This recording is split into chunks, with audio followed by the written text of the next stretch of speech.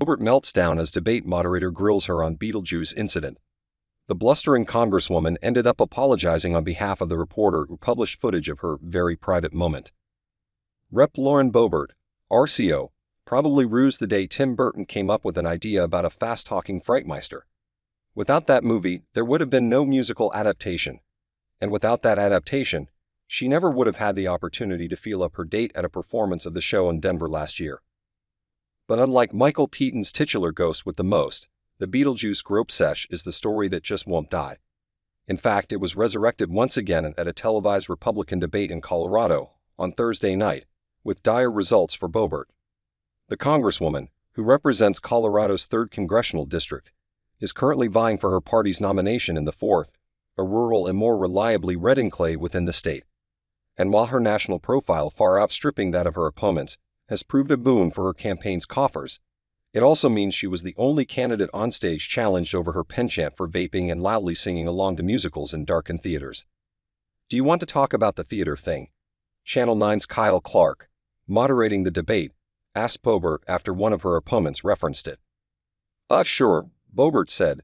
So Kyle, I certainly have owned out. I owned up to my night out in Denver. Notably, after being forcibly escorted out of the theater last September, Boebert only pleaded guilty to laughing and singing too loud. It was only after Channel 9, a Denver station, obtained and published surveillance footage showing the full extent of her disruptive behavior that she owned up to it. Boebert continued at the debate, and you know why. I've gone on that public apology tour, and I'm grateful for the mercy and grace that has been shown. But I'm not going to continue to live life in shame and be beat up by this. And I would like to go back to my record. Clark cornered the congresswoman, however. I just want to make sure. Did you apologize for the behavior that went on with you and your date? He asked, pressing on as she tried to interrupt him. Or, pardon me. Or did you apologize for lying to voters about what you did that night and the disrespect you showed to service workers that night? What specifically were you apologizing for? Stammering that things had been absolutely taken out of context, Boebert denied that she had flipped someone off, as surveillance video of her ejection from the theater clearly shows. I think it has been very mischaracterized, she said.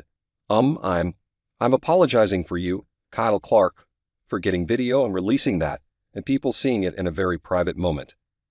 The legislator then tried to turn the tables on Clark, blustering that he talked about how disgusting it is to record someone without their knowledge in a recent podcast interview. The moderator eventually cut her off mid-rant, thanking her and turning back to the other candidates, who spent much of the rest of the hour-long debate tag-teaming Boebert, poking holes in her congressional record and pointing out how little legislation she has passed during her time in office.